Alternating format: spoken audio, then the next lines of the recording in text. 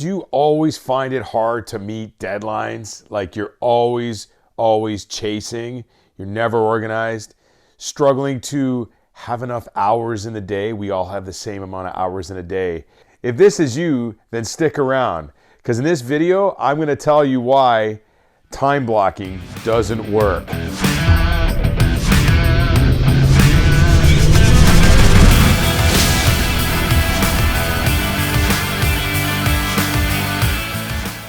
Hey guys, Will Mansour here, coming at you again on my weekly video upload. I hope you enjoy the series that I've been putting out. There's been some good stuff.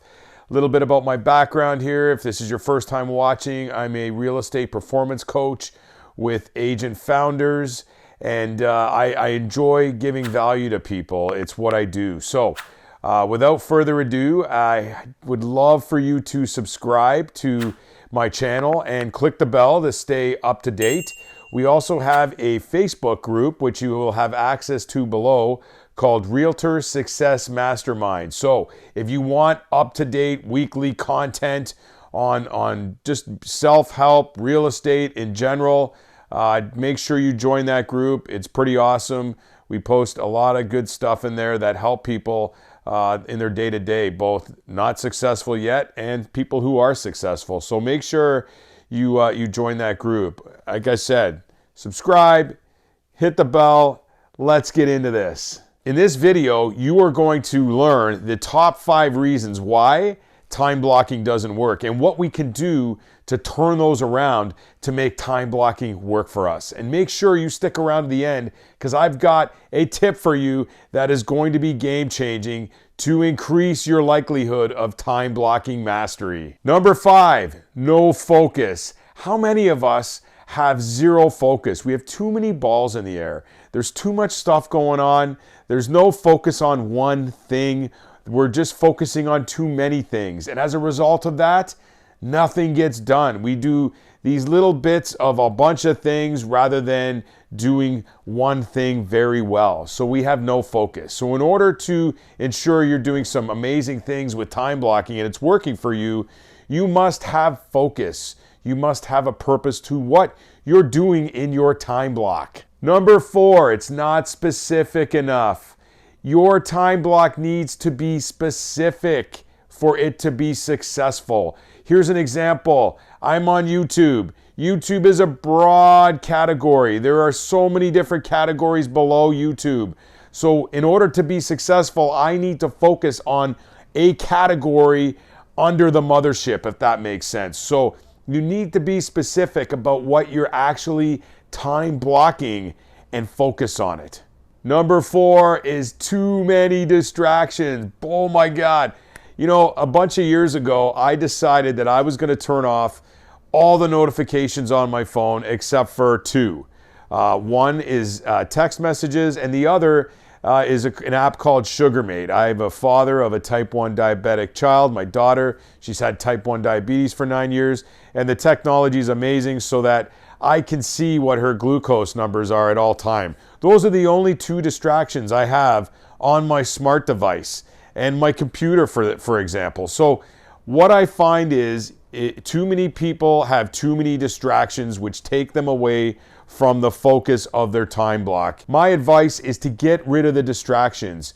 Look at your environment and see, what do I have that is distracting me from achieving this time block, this category, this thing that I'm focusing on for 1, 2, or 3 hours. So make sure you get rid of the distractions. If you don't need your phone, throw it in a drawer in another room. You can also turn off your Wi-Fi if you don't need that. You can turn off your Wi-Fi. Say you wanted to journal for an hour. Throw your phone in a drawer and turn off your Wi-Fi and just be in the moment. That is huge. So distractions, major pitfall to time blocking mastery. So make sure you turn off your distractions. Here's number 2, and this one is across the board, something that I have for everything that I do. It's accountability. So make sure you have an accountability partner and you're accountable to that person. Let them know, I am going to put out 1 YouTube video a week, and in order to put out 1 YouTube video a week, I've got to time block a day in my week for content creation. Okay, that's specific under the YouTube umbrella, like I talked about before. So, and you can even get even more specific and say, once I've done the creation, I need to now record, which is what we're doing right now. You're going to record that video, and then you're going to have to edit that video, and then you're going to have to post that video and optimize it. So those are all things you can time block. Could you time block them in one block? Sure.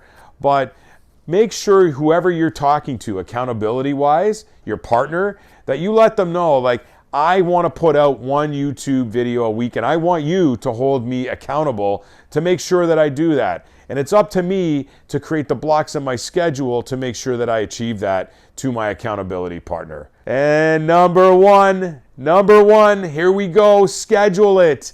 You have to schedule your time blocks in advance. You can't just show up on that day and say, today I'm going to work on this. No, it doesn't work that way. You got to schedule your time blocks. It's just the way it works. You got to have a plan.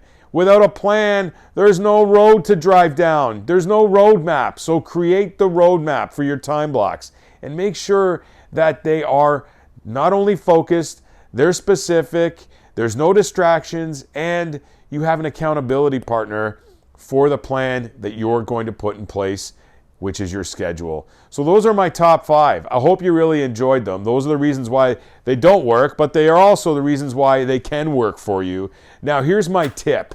And this tip has been really useful for me and numerous people that I coach, because a lot of people fail and they fall down a lot. And that's okay, because that's the way you learn. You learn by failing. I implemented something after reading a book called Tiny Habits. I increased my tiny habits over time. But what I did was I started tiny with one tiny habit. So here's my advice to you. If you are going to time block, don't time block 10 different things over the next 30 days.